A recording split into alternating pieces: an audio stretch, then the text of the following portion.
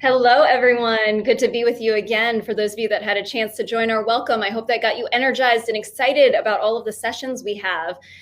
We are going to go ahead and kick off this session. And as you can imagine, every time we have technology, there's always little quirks. So you are going to see Kevin Grubb pop up in just a little bit as he continues to work through a few glitches on his end. So welcome as we talk about creating certainty in uncertainty. I think many of you, all of you, have probably been asking questions for the past several months around what is the fall going to look like? And so today we have Todd Good from IBM, and we have Kevin Grubb from Villanova, who are going to engage us in, quite frankly, a very real conversation about what that's going to look like and what exactly they're certainly thinking about for the fall and the suggestions they have for all of you as you continue to plan for the fall and beyond. Now, a little housekeeping first. If you have questions or comments, please ask your questions specifically in the Q&A box. We have a team backstage that will be looking at all of the Q&As. You can upvote the questions. If somebody asks something that you are particularly interested in, that will actually help all of our team backstage to sort of compile the most relevant or the most interesting ones that people seem to want to really get at. And they will send that to me at the end so that we can ask Todd and Kevin those questions. You can also interact with other attendees in this session in the stage chat. So if you go there, it will stay for this session specifically. If you chat in general, those are going to be conference-wide discussions, okay? So just a quick notion, the difference between stage and general. Stage is our session right now. General is for the entire conference. So with that, I welcome you to get very engaged and to get excited about what Todd's going to share with you today. So introducing our speakers, first up, we have Todd Good. He is the manager for talent acquisition at IBM. Todd, I'm going to invite you to unmute yourself real quick and just share with everybody where you're calling in from today. Yes, hi, I'm calling from Columbia, Missouri. Terrific. Welcome, Todd. Excited to chat with you. Hi. Kevin Grubb is our other speaker today. He is the Executive Director and Associate Vice Provost for Professional Development, what a mouthful, at Villanova. He is having slight technical glitches, so he will be here with you soon. But I'm positive that if he were here, he would tell you that he is so excited and he is calling in from, does everyone know where Villanova is from? I'm going to let you put that into the chat box. We'll test everybody's geography this morning. And for those of you who don't know me, my name is Christine Cruz Vergara. I'm the Chief Education Strategy Officer here at Handshake, and I'm really thrilled to not only share with you the data that we have found, but also have this conversation with Todd and Kevin. All right, so to kick us off, I am actually giving all of you a sneak peek at our June Handshake Network Trends report that's going to be coming out. And what's going to be coming out is actually some of the data around virtual versus in-person. And what we wanted to do was we actually wanted to look at this data split by demographics, women versus men, racial and ethnic diversity as well. What you can see here, I'm going to actually just share 3 little tidbits with you, and then you'll have to stay tuned to actually read the report later in June. Many of our students far preferred virtual interviewing to in-person interviewing. And what you see on this graph is that when you look at women versus men, women far preferred interviewing virtually by over 14 points, okay? We also have Randy, who's our new insights researcher, so he has weighted all of this already, so is actually representative of the sample size and the population. Women far preferred interviewing virtually over their male counterparts. And all race and ethnic respondent groups also preferred interviewing virtually, except for white respondents, okay? I want you all to think about that a little bit. We have, over the past year, heard resounding anecdotes, comments, and stories from students who felt that virtual allowed them to be better prepared, it allowed them to better present themselves, and it gave them more confidence. And we heard that from a lot of underrepresented groups. And it's now very interesting to actually see some of the data that I think backs up some of the anecdotes that many of you I know have also been hearing. Now, the next slide, what this shows you right here is sort of virtual career events and whether or not that actually motivates students to apply. I know many of you on your campuses have been sort of wrestling with this notion of how do we get students to actually apply? 43% of our respondents overall said that virtual career events made them more likely to apply than in-person events. And specifically where you see a huge increase in this is Black students and Latinx students, 3 out of 5. as well as half of Asian students said that they were more likely to apply to a job after attending a virtual event versus an in-person event. Okay. And for this last data point, I think this will not necessarily be a surprise to you, but I know many of you are looking for data, so I want to make sure to be able to actually share that with you. It is the higher education and employer partners plans for the fall. And Tiffany, feel free to advance to that slide if you would like. Perfect. What you can see here is that the overwhelming majority of both higher ed as well as employers plan to either be all virtual or at minimum hybrid versus exclusively in person. And I know that for many of you, you're also thinking about how do you continue to increase this so that you can better serve your students. And you are right in line with how a lot of employers are also thinking as they engage in that. All right, last slide, and then we're going right into the conversation. We are very excited to actually share with you that we have our first Handshake Academy badge. I know Tiffany Taylor has been working day and night to make this happen for you. And so for those of you that have used Handshake Academy to learn how to use the system, learn how to use the product better, we now officially have a badge for Handshake's virtual fairs. So beginning June 4th, right after our conference is over, you can attend the Academy class, you can complete all of the courses, and with that, once you do, you can actually share your competency right on LinkedIn, and you'll be able to badge yourself as well. So encourage you to take advantage of that, and please don't hesitate to message Tiffany if you have any questions about that as well. Now I can see Kevin's beautiful face has joined us, so we are going to get right into the conversation. How are you both doing? Kevin, how are you? I'm good. I think I saw in the chat that some other people in the Pennsylvania area had something happened. So thanks for your patience, everybody. And I apologize. I was on 2 computers, multiple browsers, but we're here. So, excited to be here. You made it work. You made it work. All right, Todd, I'm going to actually kick this off with a question to you. As we were prepping for this particular panel, one of the things that really stood out to me was you reminded all of us 2020 wasn't actually a huge pivot for IBM in any kind of way. It wasn't a huge pivot for you and your team as you moved to virtual. Tell us a little bit about why that was not actually a huge pivot and what you had already been doing prior to this year.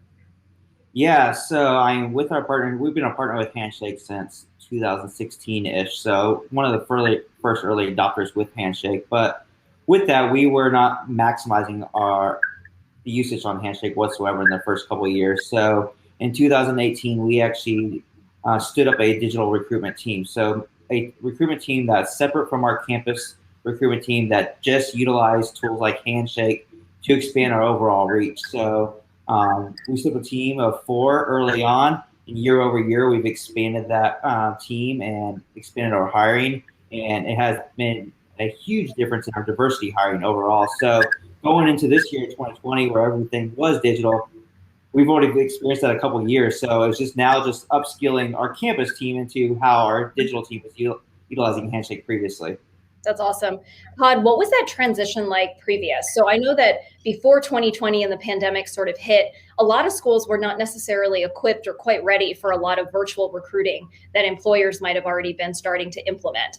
Did you hit any resistance from our partners and from our colleagues? And if so, what were some of those challenges or struggles like, and how have those conversations shifted, or have they not? Are you still feeling some of that resistance from folks? Yeah, I definitely say there is resistance. I think it's the fear of unknown or not knowing. Digital recruitment has over the last couple of years, of course, taken off quite a bit. But it was, why aren't you coming back to my campus? Not having that understanding of why is it us? And it wasn't that, hey, it's not you. Is we have different ways to do it. And it's similar to, for instance, like the pay-to-play programs where we've kind of stepped away because there's different access points. So the conversation there's still pushback, and I would say as we move forward, it's been not the lack of understanding, and I don't think it's just from the schools as well. I mean, even internally here at IBM, it's a growth period as well for certain business units of understanding why we don't attend in person to certain schools any longer. We are focusing more and more on that digital approach. So I don't think it just falls on the university. I think it falls on everybody. It's just learning the overall process. Yeah, absolutely. There's a lot of relearning as we sort of figure out what's our value prop, how do we continue to partner. I think what I'm hearing loud and clear from you is that the relationships are important. The partnership with the school is important. And if anything, you're actually trying to reach more schools and more students so that you're able to provide more of those opportunities. But the way, the how in which you do it is just simply looking a little bit different. Would that be a correct summation? Yeah, definitely. I mean, it's all about the expanded reach and how we improve that reach and improve diversity hiring and reach individuals that we may have never set foot with or talked to in the previous. I mean, this year alone, we've hired from over 550 different schools. So it just shows the reach that we're able to reach from when previously, before we had a digital recruitment team, we focused on a given 40 or 60 schools like a lot of companies did. So it just expanded our overall reach as a whole. Yeah, that's huge. That's huge. All right, Kevin, let's kind of jump to you to give us a little bit of a perspective from the higher ed side. Tell us a little bit about your past year. Was it a huge pivot? Was it a huge transition for your team? If so, in what ways? If not, what had you already started to prepare for your team so that it maybe didn't feel as large of a pivot? Well, I can't imagine not saying it wasn't a huge pivot. How about that for all the negatives in there? It was a pretty big pivot on a number of fronts. There's no denying it. However, I think we sort of saw some of the writing on the wall. Hearing things like what Todd is describing here, those are things we heard from organizations sort of creeping into the mix. We saw less people coming to campus to do interviews on campus. We saw some people thinking about more of a virtual or digital first strategy of recruiting. So we knew that was coming, and we knew we needed to be more prepared for it and recognize that was the future. So as many people would say, COVID-19 and the pandemic has been an accelerant for something that we knew was en route, and certainly just forced us even harder into that how of things happening, having no choice to do it. I'm really proud of how we pivoted because we knew it and we knew we needed to do it, and it wasn't easy every time. There were a lot of bumps in the road, but we knew it was coming and was necessary for our students, and that's who we're here for. So we have to navigate those leaps and bumps no matter how it needs to be done. So it was a shift. There was lots to learn. There's still lots to learn, but it created sort of the inevitability of something we already saw coming down the road, and now we just have to know how to blend it back, because we'll be not always forced to be virtual, but we might want to be choosing to be virtual right now. So what does that look like? Are sort of the questions for us. Absolutely. Now, Kevin, I'm curious, as you go into the fall, you go into the future, you obviously have a whole team that you're trying to prepare for both what employers want as well as what students want in thinking about this. How are you engaging in, quite frankly, I think one of the hardest conversations with our teams, which is, what is your value proposition? I imagine you have some team members, wonderful team members, who for a very long time have been the events person, or they've been the one to help folks like Todd or many other employers to come on campus and to engage with students. And now they might be feeling like their jobs either aren't the same because they're not, or right. What is their value that they're sort of adding to the mix here? How do you talk to them about that? How are you engaging them in that process? Are there techniques, are there questions, strategies that you would advise other leaders in career services to also be thinking about right now? Yeah, it's a great question. This was sort of something that we talked about. We stumbled into, we deliberately talked about, we did a little bit of both as we transitioned, through the last year. And I think we try to keep at the heart and center of things is, what is our why? What is our why? Why are we here? Why are we doing this work, right? There are sort of two main drivers really for us. One is empowering students and teaching them that they do have agency in this process of navigating their journey and their career. Mm-hmm. And the second is doing everything we can to make that more easily accessible to them, that path more easily accessible to them. Yeah. Those are the two things, right? At a core, that's really why our office exists, why our functions exist. And so the virtual is really just the how of the why. Yeah. So we need to get back to that why, all the way back down to the why, which we could put on autopilot for the most part pre-pandemic. We sort of we knew the why, and then the hows were all evolving, but it wasn't so dramatic. And now it was boom, all in your face all at once. Yeah. And that shakes you, right? That shakes you a lot and shakes the core, shakes the why, makes you relook at the why. And is the why still the same? Did the why go away? No, the why didn't go away. It's the how that shifted and changed. So we had a lot of conversations about, well, we run career fairs. Why do we run career fairs? What is the purpose of them? And then how do we derive the same value out of that event in a new method right? Mm-hmm. Because the why still exists, the purpose still exists. How do we get back to some of that value and that purpose in that event? So it required us to make a lot of decisions. We were able to autopilot, and now we can't anymore. But it's really getting all the way back down to why, and then just now it's new hows. I love that, Kevin. I don't know if have you read Adam Grant's new book, Think Again? I have heard a podcast about it, and it's on my list. So I have a huge stack of books that the next time I can take a flight, it's going to be a bonanza. Excellent. I can't wait. So the reason I ask you is because everything that you've just said, I think you're really going to resonate, certainly with sort of the premise of the book, but definitely the first few chapters of it, where Adam Grant sort of talks about the only way for us to rethink, to relearn, to continue to recalculate, as Lindsay would say, is for us to actually be willing to step away from thoughts and ideas and opinions that we might have once held. And to be able to do that, we have to recognize that attachment is often the barrier to us rethinking things. Mm-hmm. And the way to actually unlock this joy of being wrong is for us to actually detach ourselves from our past to present self. But I think the one that's most relevant to our field sometimes is being able to detach our opinions and our thoughts and our beliefs from our identity. And I think that's exactly what you've just challenged your team to do, is to really go back to the value, the core value of why you stand to exist. You're here to help students get meaningful work. How you do that can and should evolve and change because the world around us is continuing to evolve and change. So I really love that. I love that it's on your list. You'll love it when you get to the book. I can't wait now. Now, Todd, I have a question for you. When you think about the fall and you think about beyond, you have obviously talked about your virtual recruiting teams. You've talked about all your other teams also sort of amping up digital recruiting.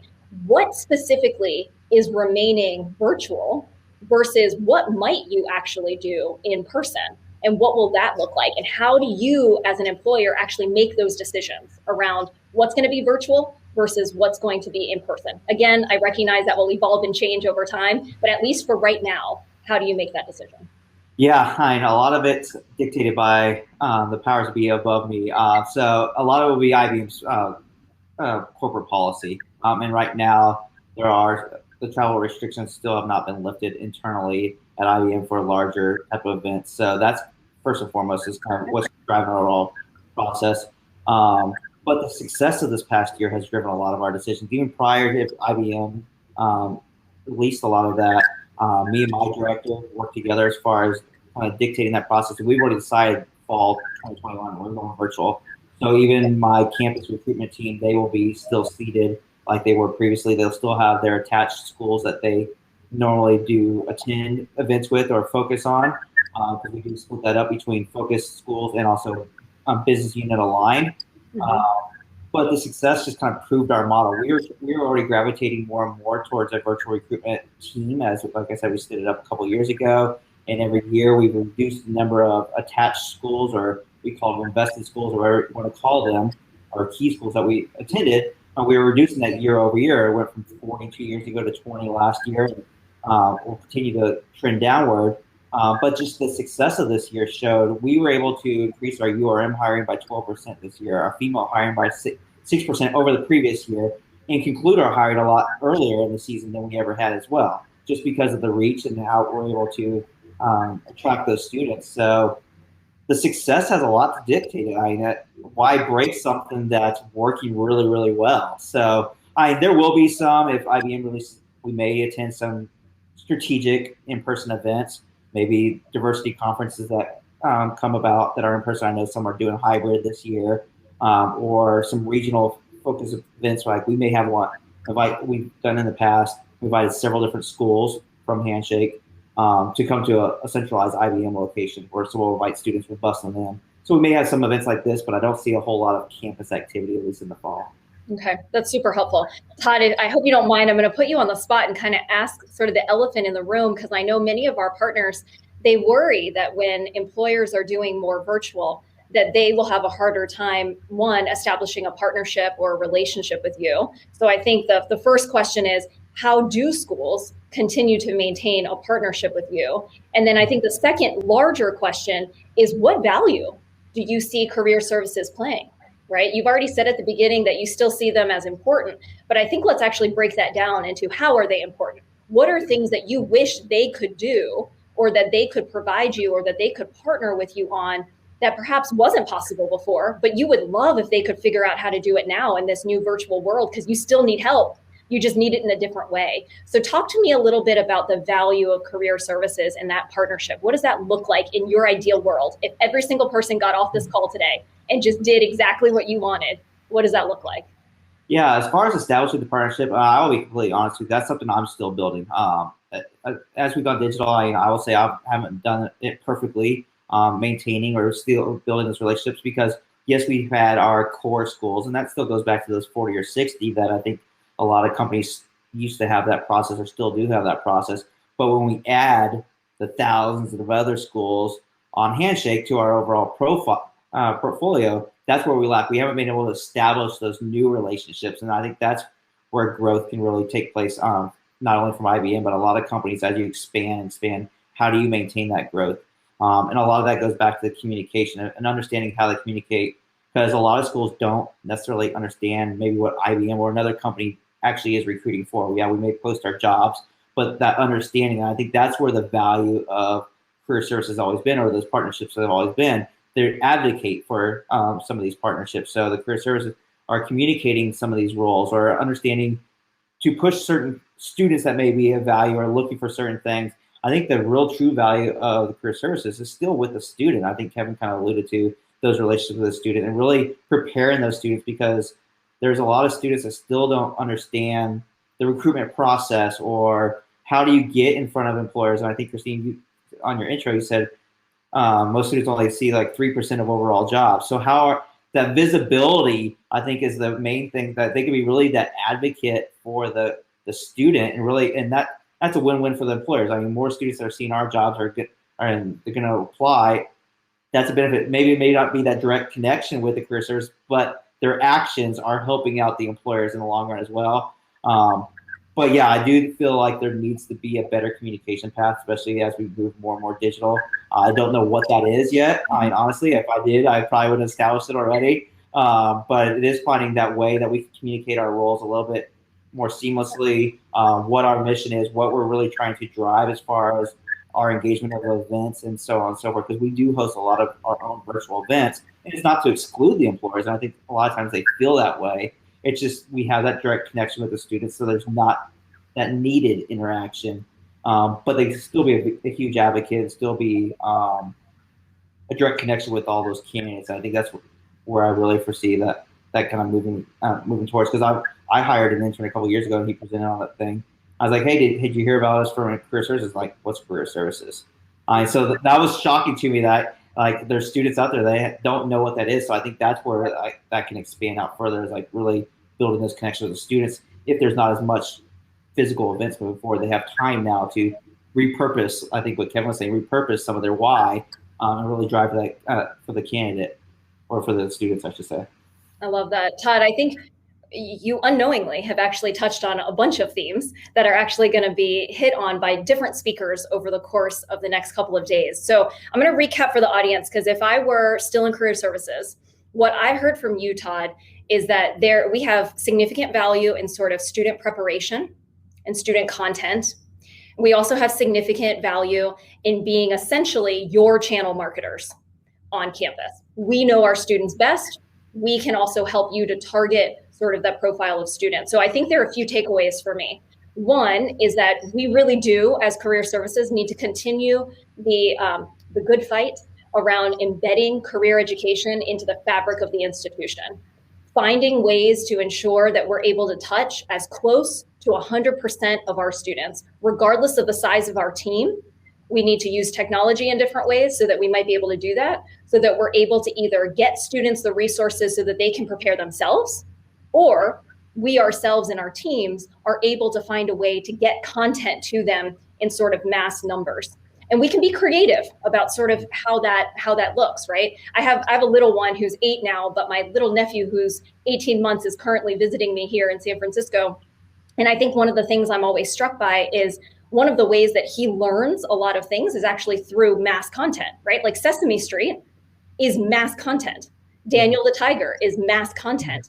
And our students, our kids have actually been learning in that way for a really long time. So how do we continue to rethink not only how we help students one-on-one, but how might we also help them in mass with still human connection? That is possible. We can do those things jointly together. They're not mutually exclusive.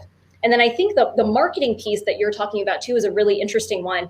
Our schools, I would venture to guess, know our students best. They might know the classes that they take. They might know the skills that are coming out of those classes. I would also say to my partners, if you don't, you should. You should go learn those.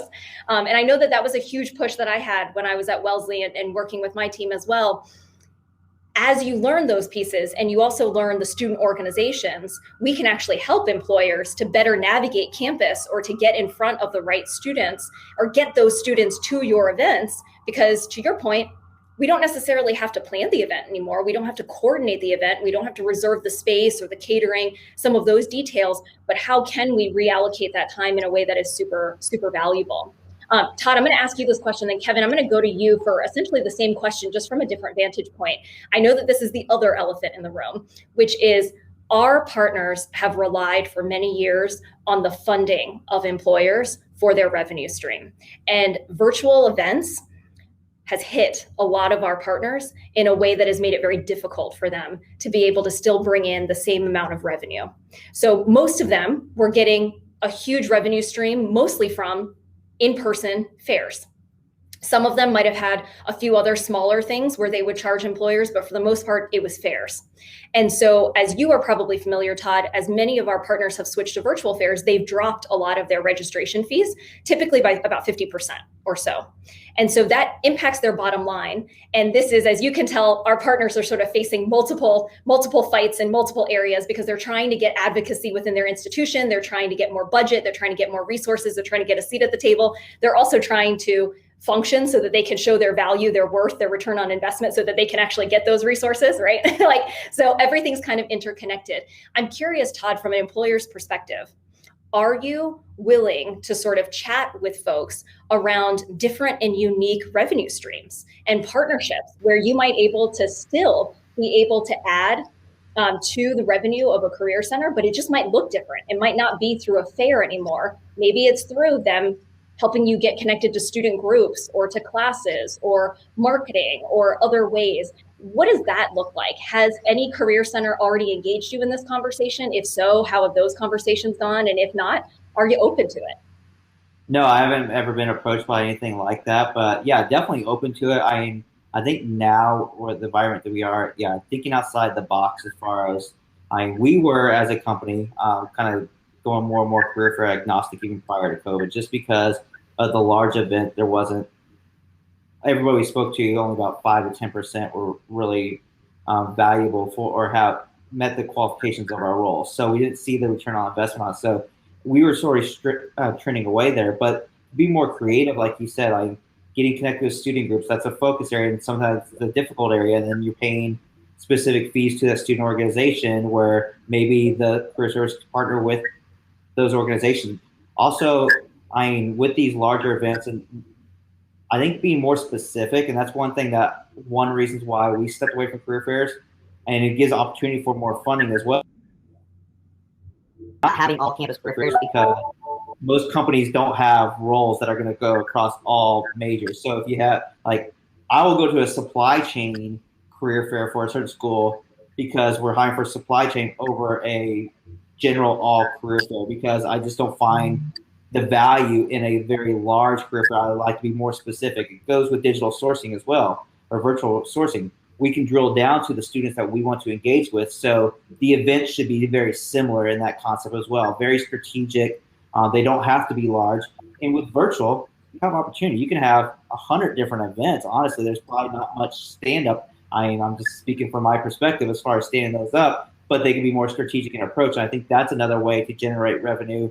You'll have a little bit more, but they're better for the employer. So they're coming to strategic events instead of just a free-for-all, because those never have been of value. But yeah, I'm open to all kinds of different partnerships, being creative, thinking outside the box of how we can continue moving forward with these universities. But yeah, just the all-encompassing career fairs really don't attract me any longer. Certainly.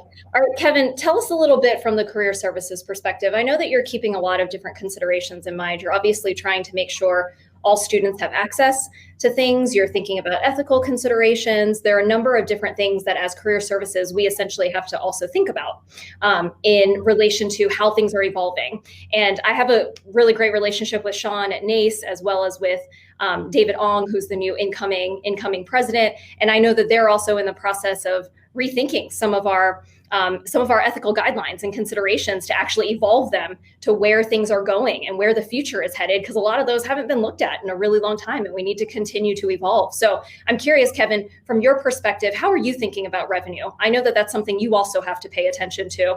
What are the creative ideas that you and your team have already started to put in place, and what advice would you give to other career centers around what that could look like?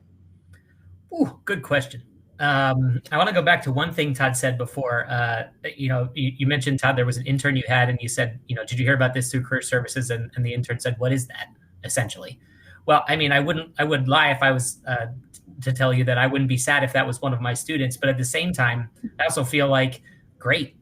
The student got an internship, and it possibly could have been moved through the campus through work that the career services function did, but the student just didn't know it. And that's maybe a goal. It's to sort of be stealth about this, that students might not even know that it's the career services function, or who exactly is moving these needles to make these things happen, but that things are happening. And that's, probably the most important overall thing. And that's a little bit to maybe conversations we're going to have later in this conference, but about what metrics matter, what we're really measuring and what's important. So anyway, I just wanted to throw that out there. And that sort of ties into, things we're thinking about in terms of revenue. So I would say the first thing is, I would encourage a lot of my colleagues to be bold right now. All of our institutions are going through some form of transformative change right now. There is no question. So a lot of things are being discussed and are on the table at a lot of levels. So this is a time to consider, what kind of proposal would you want to put forward at your campus to say, this is the kind of thing that we're going to need to meet the evolving landscape of careers, of recruiting, of what's happening. This is a big moment to open up that conversation again.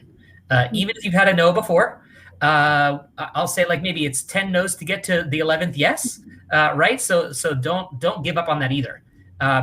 We just saw some information about, particularly minoritized students feeling more comfortable doing virtual interviews. Is now the time to talk about, from an equity perspective, why we need private interview rooms on campus for students to interview if you don't have those. Is this a time to be partnering with your registrar to say, where are there rooms on campus that, people don't use, but we need it, right? For these reasons, because this is what's happening. So there are so many ways to potentially do this and develop partnerships at your campus, regardless of size, regardless of your staff size, regardless of your physical footprint, that you could be thinking about to make this happen. That who knows what that could lead to in terms of revenue generation or new creative ideas that haven't existed before. Yeah. I think in terms of revenue generation, for us, I think the things we're thinking about short and longer term are really asking our employer partners, what are your goals? What are the things you want to be doing? How do you want to see your partnerships with universities, not just with career services? How do you want to see partnerships with universities be different? And what are we doing to facilitate that? So it might be, this is about branding and marketing. Well, how could we elevate that potentially through a package of some kind? What could that look like? While being mindful, of course, of ethical guidelines, and always with a mindset toward equity in terms of promotion of employers to students, because it can't just be that the employers with a lot of money can get the branding and impression and impact, because that's not where every student wants to work. It just doesn't work that way. So what can we do about that potentially? There are, of course, lots of opportunities for employers and recruiters that might want to be connected somehow to research initiatives or faculty initiatives or broader, university or college initiatives. So how can we be connecting those folks to those things? And could that then be a revenue opportunity for the whole institution? And maybe a percentage of that comes to the Career Center, right? The other conversation about going to your leadership is this the time to say, listen, we're going to take a hit in revenue. We've taken a hit already. Here's how much hit was last year. We are going to need more operating budget to sustainably do these things that are critical priorities for us and are critical priorities for the institution and its strategic goals. So those are the kinds of conversations to be thinking about, creatively. Where do these sources come from? And again, what mission are we serving? How are we connecting to what the goals are of our audiences to make these things happen? Yeah, definitely. I think the reality is there's no easy answers here, right? And there weren't any easy answers when this all started. If we think about, Farouk and I wrote about the history and sort of evolution of career services, and the reality was the notion of making career services a revenue generating operation or office didn't actually really even start until around the 1990s, when employers became a much bigger piece to sort of the puzzle and to the pie, and in sort of thinking about what that could potentially look like. And that has obviously grown as institutions, unfortunately, have faced budget cuts, have faced constraints, and have faced sort of this new reality. And as we continue to go forward and institutions start to rethink, how are they going to allocate their budgets? How are they going to think about what is really a priority? I know many of you have often said, nothing says more about what a real priority is to someone than to look at where they actually put their dollars, right? And you look at where they put their money. And so it's something that we're going to have to sort of tackle a bit piecemeal. It's going to be some efforts with employers. It will also be a lot of efforts with your institution. And it will feel a little bit like an uphill battle sometimes as you think about what that could look like, and how you have to continue to not only support yourselves, but to support your students and support your employers that you're working with. I appreciate that. I know we're down to just the last couple of minutes. This has gone by so quickly. I would just ask Todd and Kevin if you could both think for a moment, what is one piece of really concrete, tangible advice, and I'll speak slowly so you have a moment to think about your idea, that you would want to leave with our career services partners? Now, we might have a few employers on the line, but the sheer majority of our audience is career centers and higher ed professionals. What's one piece of advice that you would want to give them about virtual as we head into the fall and beyond? It could be really specific. I'll give you a few examples. I know that IBM, look, you have a great brand. Everybody knows who IBM is. So when you go to a career fair, you're likely to get many students that are going to sign up. And for a virtual fair, your one-on-one sessions are probably going to be full. But that's not true for smaller SMB employers. So maybe Kevin or Todd, what advice do you have for career centers or for employers to actually help those folks get visibility and get branding in sort of this virtual space? Another question might be students. Many students are kind of zoomed out. They're a little bit fatigued. How do you, even though we know that many of them want this and they're benefiting from it, how do you get them engaged? How do you actually get them to show up, right? So think about one piece, one advice that you would share with the audience. And I am going to make Kevin go first. Boy, no, it's great. I'll take the challenge. I think for me, it what I would say for folks is, and I think I saw someone type this in the chat, that this session has been like very, very informative, but also very terrifying. And what I would say to that is, like, I'm with you, whoever that person was. I'm sorry I didn't catch your name. There's something terrifying. David, of course. It was David. Thank you, David. It's terrifying for me too.